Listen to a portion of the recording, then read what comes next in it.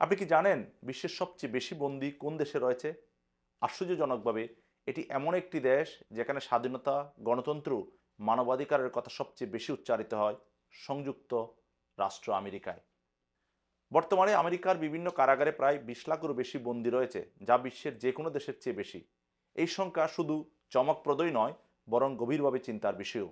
পৃথিবীর মোট বন্দীদের মধ্যে প্রায় 25% শুধু আমেরিকার জেলগুলোতে বন্দী রয়েছে, যদিও দেশটির মোট জনসংখ্যা বিশ্ব জনসংখ্যার মাত্র 4%।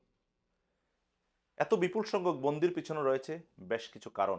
প্রথমত, ড্রাগ বা মাদকের বিরুদ্ধে যুদ্ধ।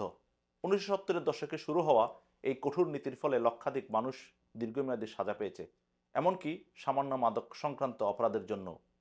দ্বিতীয়ত, কঠোর সাজা প্রদান নীতি। বেশিরভাগ অপরাধের জন্যই দীর্ঘমেয়াদী কারাদণ্ডের বিধান রয়েছে, যা অন্যান্য দেশের তুলনায় তুলনামূলকভাবে বেশি। বিশেষ করে এমন কিছু আইন রয়েছে যেখানে কেউ যদি 3 বার অপরাধ করে তবে তার জন্য আজীবন কারাদণ্ডও হতে পারে।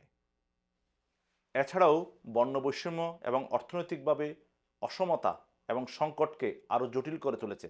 আফ্রিকান আমেরিকান ও লাতিনো জনগোষ্ঠীর বন্দী হওয়ার হার শ্বেতাঙ্গদের তুলনায় অনেক বেশি। অনেক বিশেষজ্ঞ মনে করেন এই ব্যবস্থায় ন্যায় বিচারের চেয়ে দমনমূলক মনোভাবই বেশি কাজ করে। তবে এই বিষয়টি এখানে শেষ নয়। আমেরিকায় বেসরকারি কারাগার নামের একটি ব্যবসা চলছে, যেখানে কোম্পানিগুলি লাভের জন্য বন্দীদের আটক রাখার দিকে মনোযোগ দেয়। এই ব্যবস্থার ফলে বন্দির সংখ্যা কমানোর পরিবর্তে বরং তাদের সংখ্যা আরও বাড়ানোর প্রবণতা দেখা যায়। অন্যদিকে ইউরোপীয় দেশগুলোর মতো পুনর্বাসনমূলক ব্যবস্থা আমেরিকায় তেমন কার্যকর না।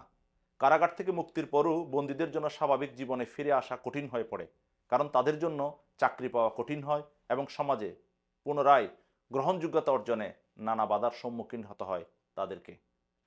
এত বন্দির কারণে আমেরিকার অপরাধ দমন ব্যবস্থা নিয়ে এখন নতুন করে ভাবার সময় এসেছে। অনেক বিশেষজ্ঞ এবং মানবাধিকার সংগঠন এখন দাবি করছে অপরাধ দমনের জন্য শুধুমাত্র কঠোর শাস্তি নয়, বরং প্রতিরোধমূলক ব্যবস্থাও পুনর্বাসন প্রক্রিয়ার উন্নয়নের প্রয়োজন। তবে এই পরিবর্তন বাস্তবায়ন করা সহজ নয়, কারণ এর সঙ্গে বিশাল কারা শিল্প এবং রাজনৈতিক সিদ্ধান্ত জড়িত। এটাই বাস্তবতা।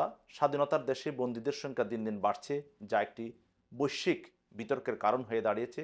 এখন প্রশ্ন হলো, এই ব্যবস্থার পরিবর্তন আসবে কবে এবং কিভাবে?